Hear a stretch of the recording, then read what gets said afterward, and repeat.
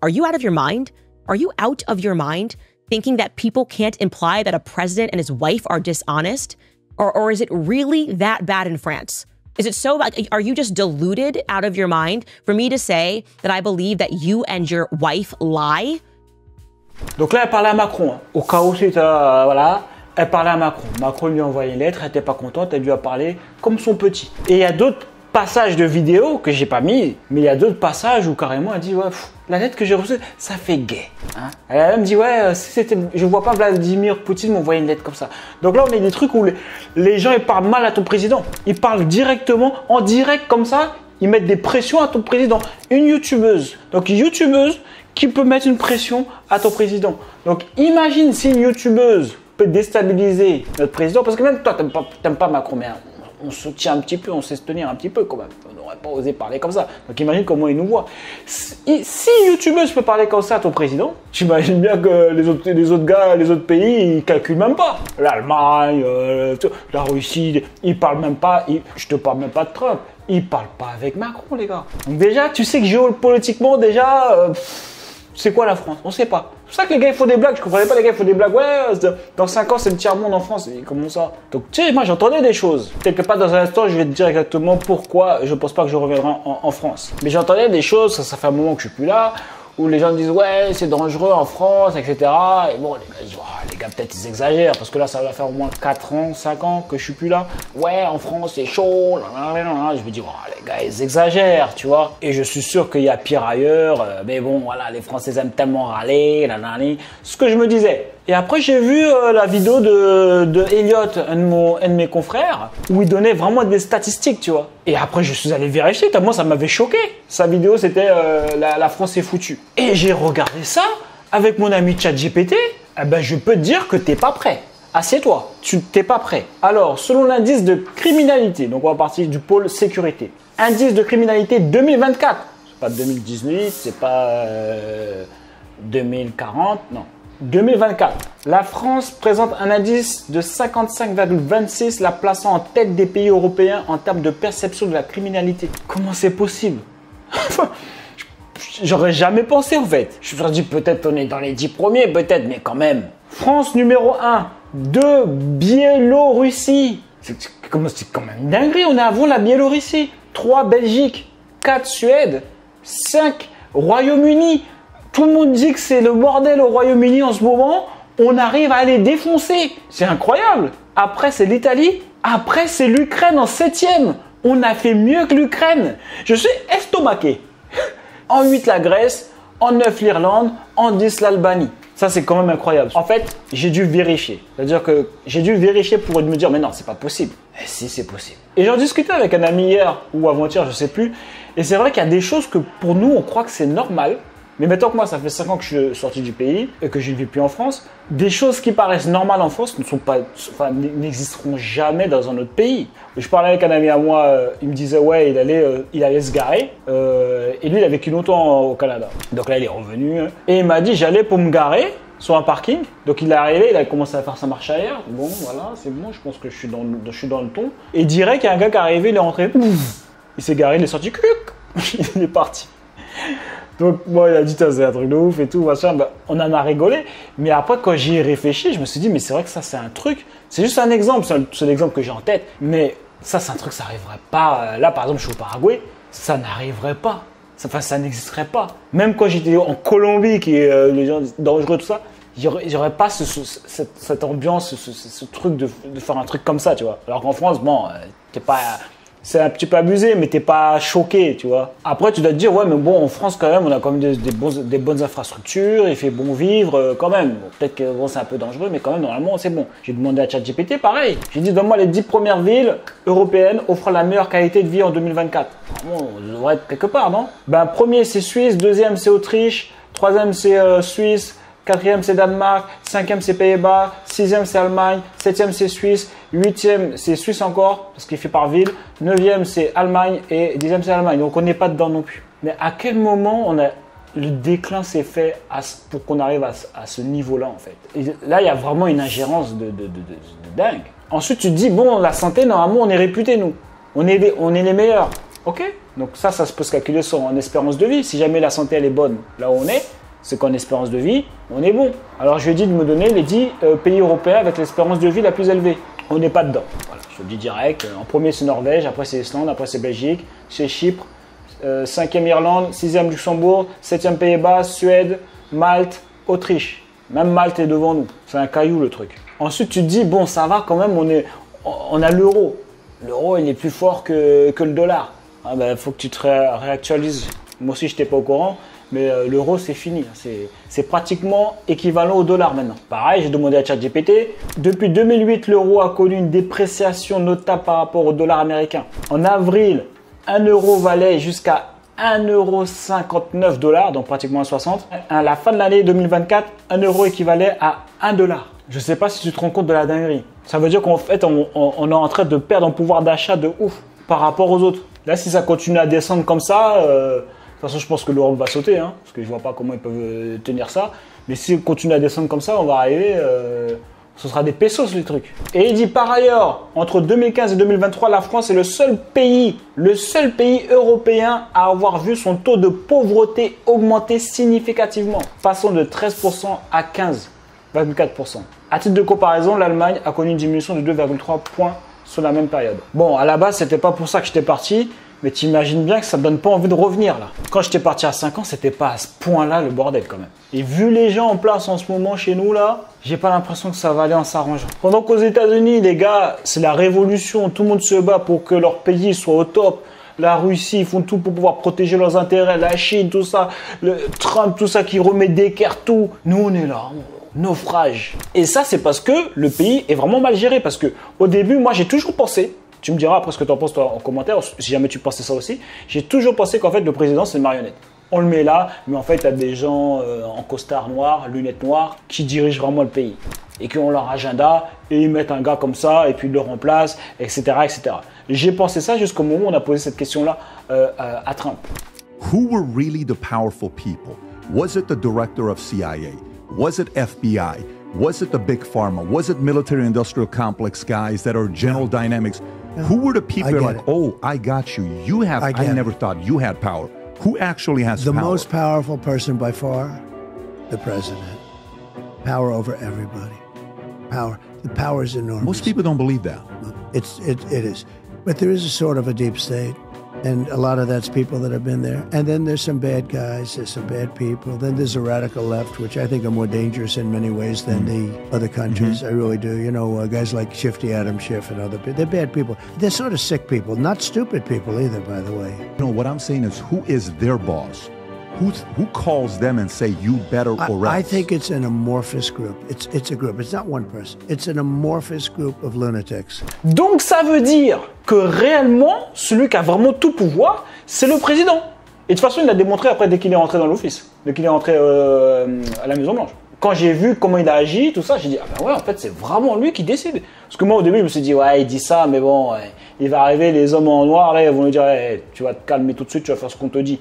Et j'ai vu, il a fait tout ce qu'il a dit, tout ce qu'il a dit qu'il voulait faire, il l'a fait. Donc ça veut dire que c'est vraiment vrai alors.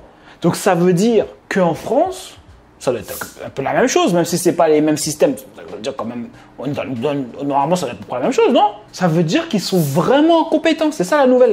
Et je te parle même pas pour les carrés d'avant, les présidents d'avant. Pour les Américains. Mais ça veut dire vraiment, en fait, les gars, ils sont incompétents. Parce que moi, je me suis toujours dit, les gens à ce niveau-là, ils sont intelligents. Faut arrêter, tu vois. Ils sont smart, ils sont intelligents. S'ils sont arrivés jusque-là, c'est quand même, voilà. C'est juste qu'ils veulent faire, ils ont un agenda, ils veulent faire n'importe quoi, c'est tout. Mais là, en fait, mettons, je sais pas si c'est une bonne ou une mauvaise nouvelle, mais là, mettons, on sait que non, c'est juste que les gars, ils sont vraiment pas smart. Et que finalement, peut-être que ce serait mieux que ce soit un entrepreneur qui soit à la tête du pays. Tout le monde crache sur Trump. Les gars, qui est-ce qui aimerait pas avoir un Trump dans son pays? Sérieux, toi? On peut même pas dire ce que l'on veut sans se faire défoncer en France. Trump, il est arrivé dans le bureau, il a dit free speech pour tout le monde. This next item is a directive to the federal government ordering the restoration of freedom of speech and preventing government censorship of free speech going forward.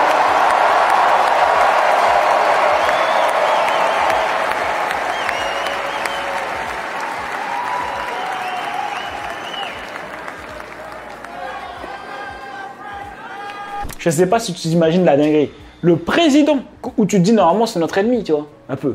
Tu vois, tu ne dis pas qu'il est là pour nous. Inconsciemment, c'est ce qu'on pense. Là, il est en train de te dire, free speech pour tout le monde, personne ne doit t'empêcher de parler, tu ne seras jamais censuré. Et tu te dis, mais c'est le peuple qui a repris le pouvoir. Mais bon, je digresse. Pourquoi je suis réellement parti et pourquoi je ne reviendrai pas? Donc déjà, d'une part, pour toute l'intro que j'ai fait, tu imagines bien que tu n'as pas envie de revenir sur un bateau qui est en train de couler quand même. Je ne vois pas trop l'intérêt. Et plus ces 6 raisons dont je vais te parler, et surtout la 6e. Donc reste bien jusqu'au bout de la vidéo. Déjà, la première raison, c'est parce que en fait, j'aime découvrir d'autres cultures. C'est à la base pour ça que je suis parti. La France, c'est bon, je connais, et j'ai envie de découvrir d'autres cultures. Tu vois, aujourd'hui, grâce à ça, ça me permet de parler espagnol, ça me permet de parler anglais, ça me permet d'être très ouvert sur les différentes cultures. Je fais plus de différence maintenant. Je trouve plus ah, eux ils sont bizarres, eux pourquoi ils font ça, mais c'est pas normal. C'est fini tout ça. Ça t'ouvre l'esprit, tu rencontres des nouvelles personnes, tu rencontres des différentes manières de penser, tu vois que leur manière de faire, ça fonctionne aussi, même si c'est pas comme en France. Et des fois même tu te dis mais attends, mais en France là peut-être c'est pas bon là comment on fonctionne en fait. Donc s'enrichir de d'autres cultures, être confronté à d'autres manières de penser, c'est quelque chose que j'aime, d'où pourquoi j'aime beaucoup voyager. Deuxième raison, c'est que j'en ai marre de cette ambiance un peu conflictuelle, toujours en train de pousser les communautés entre elles. C'est bon, est-ce que je suis français ou pas? Je suis ou pas? Tu sais, on sait pas vraiment. Bon, c'est un peu relou en fait. Il y a une forte immigration, c'était le plan de base. C'est comme si le Canada, là, d'un coup, il disait, bah non, les gars, en fait, on vous aime pas, en fait, les gars. Vous êtes tous là, mais en fait, non. Mais oui, mais c'était votre plan, en fait. Donc, au lieu d'opposer tout le monde, venons, on essaie de voir comment on fait avec cette nouvelle France. Ça sert à rien d'opposer tout le monde, en fait. À quoi ça sert à quoi, en fait? Mais tu dis, ouais, c'est de la faute d'un tel, c'est de la faute de tel. Donc ça, c'est vraiment quelque chose qui est typique France. Hein. J'ai fait, même aux États-Unis où c'est un peu compliqué, c'est pas à ce point-là. La France, c'est vraiment culturel. Hein. Je sais pas c'est quoi d'où ça vient, mais j'ai été en Amérique latine, dans différents pays d'Amérique latine, j'ai pas rencontré ce genre de soucis. Hein. C'est pour te dire que j'en suis arrivé à un point où il y a certains pays, j'oublie que je suis noir. Les gens qui sont noirs, ils vont comprendre ce que je suis en train de dire, tu vois. Ça veut dire que j'oublie, je sais pas si tu te rends compte. Et là, par exemple, je suis au Paraguay, je crois qu'il y a même, j'ai dû voir, j'ai fait je sais pas combien de mois ici, j'ai dû voir peut-être deux noirs depuis que je suis là. Et pourtant, j'ai jamais senti des regards un peu, c'est machin, ou de préjugés, ou de quoi que ce soit, rien, je le sens même pas. J'ai dit, j'oublie que je suis noir. Je suis juste un être humain ici. Et ça m'a fait pareil pour la Colombie, ça m'a fait pareil aussi quand j'ai été au Canada. Donc ça, c'est vraiment un truc pure France, lié à plein de préjugés hein, qui sont alimentés par les médias, etc., etc. Les gens, ils ont peur de toi, ils ne savent même pas pourquoi. Enfin, tu vois, bref. Troisièmement, c'est que en tant qu'entrepreneur, ce que je suis, j'ai développé mon premier business en ligne à travers ma passion qui était le saxophone, où je vends des formations pour apprendre le saxophone. Et maintenant, j'aide des personnes à faire pareil, vivre de leur passion. Eh ben, la France te défonce. Que ce soit au niveau des impôts, que ce soit au niveau mentalité. C'est simple, ils aiment pas les entrepreneurs. Point barre. C'est même pas caché en fait. J'avais pris cet exemple-là quand j'avais fait cette vidéo du même style il y a 4 ans. Mais en fait, déjà juste pour ouvrir ta société, la paperasse, c'est super compliqué, mais tu payes des impôts à tous les étages. Tu payes des impôts sur le compte de la société. Tu veux faire un transfert de ton compte société à ton compte perso. Tu payes encore. Je sais plus c'est quoi, mais je crois que c'est 40%, 50%. Si jamais tu veux faire 1500 euros, tu veux verser un salaire de 1500 euros, il faut que tu fasses un transfert de 3000, un virement de 3000. Et quand tu arrives sur ton compte perso, tu es encore taxé. Donc, je sais pas, là, sur l'argent que tu as fait du début, tu as déjà fait taxé 3 fois. Je sais pas si tu te rends compte de la dinguerie, en fait. En fait, quand tu es salarié, tu calcules pas. Tu dis, ouais, les riches, bien fait pour eux, qui payent plus. Tu calcules pas, mais quand tu veux t'en sortir, tu as des rêves et que tu veux être un entrepreneur, mais ils te défoncent. En fait, ils te punissent d'être un entrepreneur, en fait. Et en plus, après, dans ta consommation, tu payes 20% de TVA. Moi, dans ma logique, je me dis, en vérité, il devrait avoir que 20% de TVA. Ça veut dire que tu nous taxes sur ce qu'on consomme. Mais tous les autres trucs, là, pourquoi? Pour après, finir numéro 1 en criminalité, avoir une santé éclatée et nous faire croire que, oui, nous, la santé en France, on est les meilleurs. Ça, c'est une disquette aussi, les gars. Juste tape sur Google, tu vas vite voir que la santé, ça déchire partout. Même en Colombie, ça déchire. Ils ont les derniers hôpitaux, tout, machin. T'inquiète pas. Et ils n'attendent pas 72 jours pour pouvoir avoir un rendez-vous. On a Bernard Arnault qui fait briller la France à l'international. Et c'est quoi la récompense qu'on lui donne, lui? Je reviens des USA, comme vous l'avez très gentiment noté, et que j'ai pu voir le vent d'optimisme qui régnait dans ce pays. Et que quand on revient en France, après avoir passé quelques jours aux USA, c'est un peu la douche froide, je dois dire. Et on a l'impression que aux USA, on vous accueille à bras ouverts, les impôts vont descendre à 15%, les ateliers qu'on peut construire aux USA sont subventionnés dans toute une série d'États, et le président américain encourage ça. Le marché se développe très vite. Il n'y a qu'à prendre la nouvelle boutique que Pietro a ouverte à New York, qui est un succès incroyable. Hein. Franchement, il y a des queues de 100 mètres de long. Enfin, c'est vraiment assez exceptionnel. Et pourtant, c'est très, très élitiste. Donc, quand on vient en France et qu'on voit qu'on s'apprête à augmenter les impôts de 40% sur les entreprises qui fabriquent en France, c'est quand même à peine croyable. Hein. Donc, on va taxer le Made in France. Pour refroidir les énergies, on fait difficilement mieux. Hein. Pour pousser à la délocalisation, c'est idéal. Alors, je ne sais pas si c'est vraiment l'objectif du gouvernement, mais en tout cas, il va l'atteindre. Hein, c'est ce que s'il arrive au bout de ses plans. Ça, c'est inévitable. Alors, les gens le détestent, ils l'aiment pas. Pourquoi? Juste parce qu'il fait de l'argent. Les gens ils sont énervés parce qu'il fait de l'argent. Ce serait un Américain, il serait comme un Musk, gars. On dirait, ouais, ça déchire ta réussite. Tu nous inspires. Si tu peux aider le pays, montre-nous comment, donne-nous des trucs. Non, nous, on veut le défoncer. Mais là, les USA, mon gars, ils leur font des grands appels de phare. Viens chez nous, dépose nos usines. Il n'y a pas de problème. Viens, mets tout chez nous. Nous, on est bons. Pendant que les USA trouvent des stratégies pour pouvoir faire remonter leur croissance pour faire face à la Chine, ils veulent un maximum d'entrepreneurs viennent chez eux pour pouvoir booster la croissance. Nous, notre stratégie, c'est de taxer plus. Comment on peut taxer aussi les expatriés par rapport à leur passeport? Comment on peut taxer? Voilà, comment faire? Comment faire pour augmenter la croissance? Il faut qu'on taxe plus. Tu vois que les gens qui nous dirigent sont complètement aux fraises. Donc, il faut ponctionner encore plus le peuple. Quatrièmement, c'est la lourdeur administrative. J'oublierai jamais quand je suis passé de salarié normal à entrepreneur. Mais c'était un casse-tête, gars. C'était un casse-tête. Gars, ça m'a fait tellement mal à la tête. Tu reçois des papiers tout le temps. Tu dois payer des trucs. Tu sais même pas c'est quoi. Je me rappelle, j'avais fait un truc micro-entreprise. J'avais reçu le truc au bout de 3 mois. Il fallait que je paye 300 €.